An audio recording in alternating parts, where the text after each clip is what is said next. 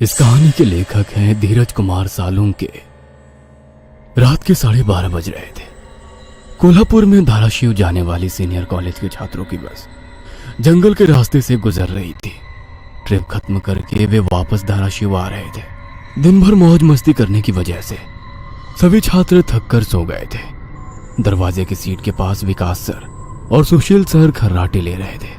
Bus driver विजय मामा भी नींद में बस चला रहे थे। उनके बगल वाली सीट पर प्यून पांडु मामा बैठे हुए थे कि तभी बस के सामने जंगली सुअरों का झुंड आया। विजय मामा ने बस जंगल में रोक दी। कुछ देर में जब रास्ता खाली हुआ तो बस फिर से चलने लगी। कुछ ही देर में विकास सर के पीछे ही दूसरी सीट पर बैठा श्याम नींद से जाग गया। श्याम की उम्र 21 साल थी। पढ़ाई में बहुत तेज था, लेकिन हमेशा अकेला रहने वाला। ना किसी से बनती थी, ना ही उसका कोई दोस्त था। वह दूसरी सीट पर अकेला बैठा हुआ था। सर, टॉयलेट जाना है। सर ने आधी आंखें खोलकर खिड़की से बाहर देखा। बस अभी भी जंगल में ही थी। थोड़ी देर बैठ जाओ, जब जंगल खत्म होगा तब मुझे उठा दो, मैं बस रोक दूंगा। वे बोले और फिर आंखें बंद कर सो गए। शाम बस की खिड़की से बाहर देखने लगा और जंगल खत्म होने का इंतजार करने लगा। कुछ ही देर में जंगल खत्म हुआ और बस वीरान जगह पर आ गई। उसने विकास सर को जगा दिया और उन्होंने ड्राइवर से बस को रोकने के लिए कहा। जैसे ही बस रुकी, विकास सर बोले, किसी को टॉयलेट होना है तो अभी उतर जाओ, वरना बस सीधे धाराशिव जाकर ही रुकेगी। आवाज सुनकर पिछली सीट पर बैठा श्रीकांत नींद से जाग गया। विकास सर टॉर्च लेकर पहले बस से बाहर उतर गए। उनके पीछे पीछे श्याम और श्रीकांत भी उतरे और वो दोनों अलग अलग झाड़ी के पीछे टॉयलेट करने गए। श्याम टॉयलेट करके वापस आया, लेकिन श्रीकांत अभी भी नहीं आया था कि तभी श्रीकांत जोर से चिल्लाया। उसकी आवाज सुनकर विकास सर और श्याम उसकी ओर भागे, लेकिन तभी श्रीकांत झाड़ी से बाहर आया। क्या हुआ, क्यों चिल्लाए थे? कुछ नहीं सर, चप्पल से होकर कांटा पैर में चुभा। उसकी आवाज सुनकर ड्राइवर और प्यून भी नीचे उतरे थे। वह सब बस में वापस चढ़ने ही वाले थे कि तभी एक बाइक बस के सामने आकर रुक गई। अरे भाई साहब, यहाँ के नहीं हो क्या आप? क्या आपको पता नहीं कि इस रास्ते पर लोगों को हमेशा चकवा लगता है? बाइक चलाने वाला बोला। चकवा नाम सुनकर विकास सर बोले, हाँ पता है, हम बस निकल ही रहे हैं। और वो सब बस में बैठ गए। सर, वो आदमी किस चकवे के बारे में बात कर रहा था? प्यून ने अगली सीट से ही मुड़कर विकास सर से पूछा। हिंदी में चकवा मतलब छलावा, छलावा मतलब भूत। कहते हैं जो लोग रात में सफर करते हुए मरते हैं, उनकी आत्मा छलावा बन जाती है। छलावा रात को सफर करते हुए यात्रियों को पकड़ लेता है और उन्हें अपने गंतव्य स्थल तक पहुंचने ही नहीं देता। वो बस उन्हें उसी जगह पर घुमाते रहता है। कितना भी भाग लो या फिर गाड़ी तेज भगाओ, आप उसी जगह पर आ पहुंच जाओगे जहां आपको छलावा ने पकड़ लिया था।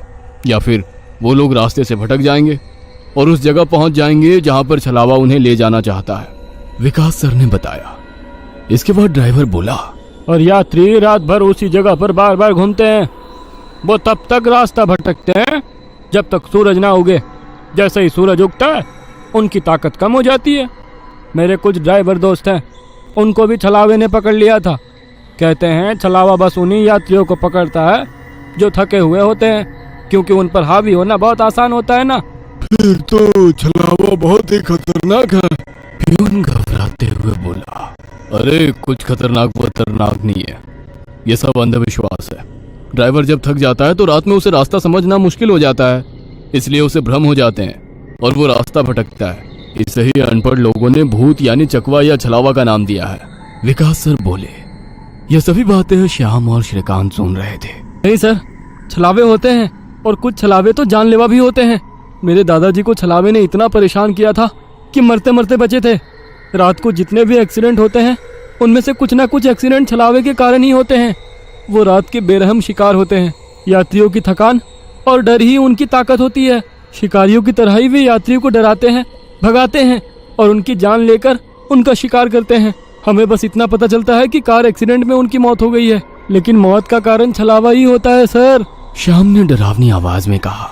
सर, इस का कुछ मत सुनो, इसकी बुआ राइटर है, उन्हीं से सुनी होंगी ये बातें।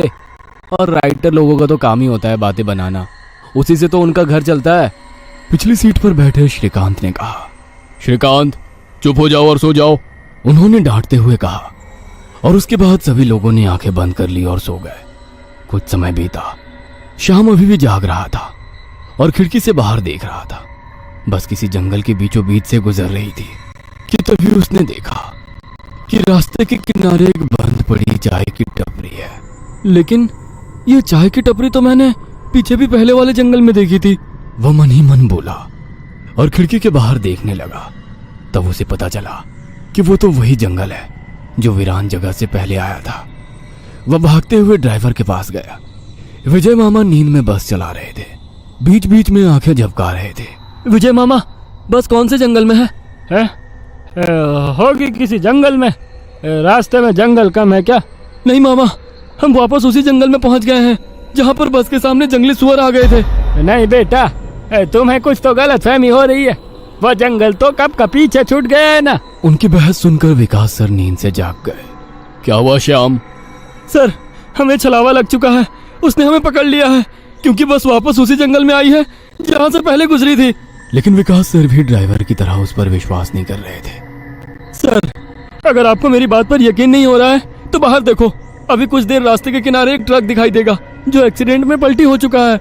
और कुछ ही देर में रास्ते के किनारे सभी को पलटी हुई ट्रक दिखाई दी। ये देखकर सभी हैरान हो गए थे।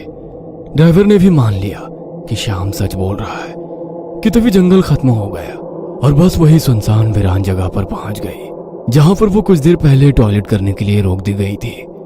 ये देखकर सभी की आंखें फटी की फटी रह गई थी। विकास सर की तो बत्ती ही गोल हो गई थी। श्रीकांत पिछले सीट से आगे आ चुका था। सबके चेहरे का रंग उड़ गया था।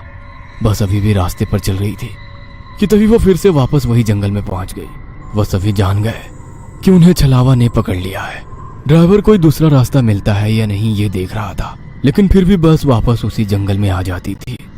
ऐसा लग रहा था कि मानो पूरी दुनिया में बस वही एक रास्ता है जो घूम फिर कर उसी जंगल में ले आता है। सर, अभी इस छलावे से कैसे निकले? मैंने सुना है कि छलावे से बाहर तभी निकल सकते हैं जब सुबह हो जाए। इसका मतलब हमें रात भर इसी सड़क से गुजरना होगा, जंगल से वीराने में और वीराने से जंगल में। क्यों ना हम सुबह होने का इंतजार करते हुए उसी वीरान जगह पर रुक जाए। ड्राइवर बस चलाते हुए बोला। लेकिन शायद मैंने सुना है कि छलावे में रुकना ठीक बात नहीं है। नहीं सर, मेरी बुआ ने बताया था कि अगर सेफ जगह मिल जाए तो रुकने में कोई परेशानी नहीं है। बस इतना ही पता है तुम्हें? और कोई तरीका नहीं है क्या? है, लेकिन वो अभी के लिए नहीं है। और वैसे भी अगर जिस छलावे ने हमें पकड़ा है, अगर वो कमजोर हुआ तो उसकी शक्तियां कुछ ही देर में कमजोर हो जाएंगी और हम छलावे से छूट जाएंगे। फिर वो छलावा हमें नहीं पकड़ सकता। इन सभी की बातें सुनकर सोए हुए सुशील सर जाग गए। अरे क्या हुआ? आ गया क्या मेरा बोरगांव? सुशील सर उबासी लेते हुए बोले। तभी सभी ने उन्हें घटी हुई घटना बता दी। यह सुनकर सुशील सर के तो मानो होश ही उड़ गए। लेकिन तभी ड्राइवर जोर से चिल्लाया, सर, आगे एक गांव आया है। यह सुनकर सभी लोग ड्राइवर की तरफ भागे। तब उन्हें रास्ते के किनारे एक बोर्ड दिखाई दिया जिस पर लिखा था, बोरगांव में आपका स्वागत है। यह देख सुशील सर जोर से चिल्लाए, ये तो मेरा गांव है, लेकिन हम यहाँ इतने जल्दी कैसे पहुंचे? हमें तो कोल्हापुर से निकले मुश्किल से 2 घंटे हो गए हैं और मेरा गांव कोल्हापुर